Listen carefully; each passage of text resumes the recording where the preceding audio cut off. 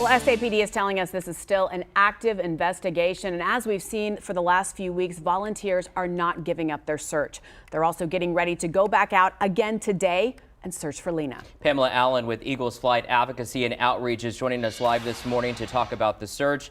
First of all, good morning, Pamela. Thank you for being with us. I texted you late last night, and I really appreciate you for being with us this morning. Absolutely, Henry. It's a pleasure to be here with you. Yeah, so, I mean, first off, I think what many of us want to know, and I know that you have a very close connection with Lina's family, given the recent news with the Amber Alert discontinued, and here we are going into another week, how is her family holding up? Pretty distraught, looking for answers, but still holding on to their faith that their daughter will come home to them. I think we're all saying that same prayer this morning, Pam. Well, talk about too, you know, we've seen, I know Henry's been out at the area, and we've just seen so many people from the community come together, volunteer their time to search for this little girl. You know, talk about the response and the support from the community. It's been pretty amazing. You know, a lot of us are just pacing back and forth, wondering what we could do. We're citizens, we're from the community, and we want to be able to help.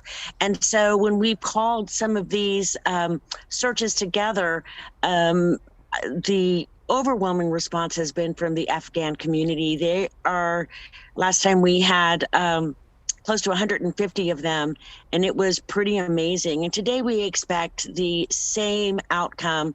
And Americans alike, this whole community has come together to find this precious little one.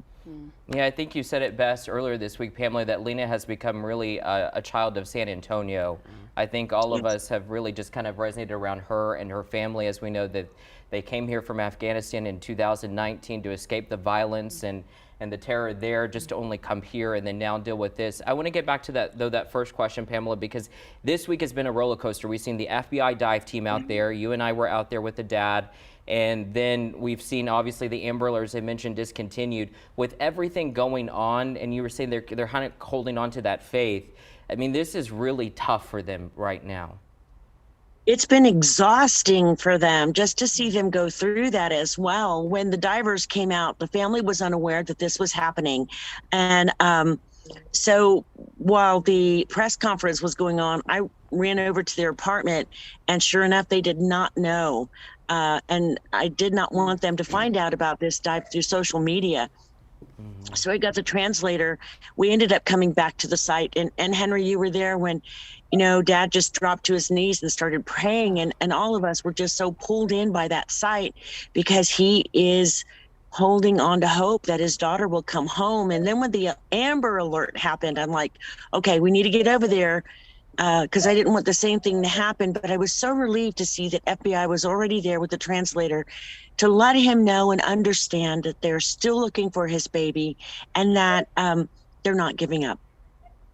Pam, thank you. And tell us real quick, for anyone that wants to help today, we have just a little bit of time left. How can our community join you today? So today we're going to be meeting at McDermott Elementary at 9 a.m. Going on with those searches, we want to make sure that we stay in that area as well. All right, well, Pamela, we thank you so much for being with us and the work that you do.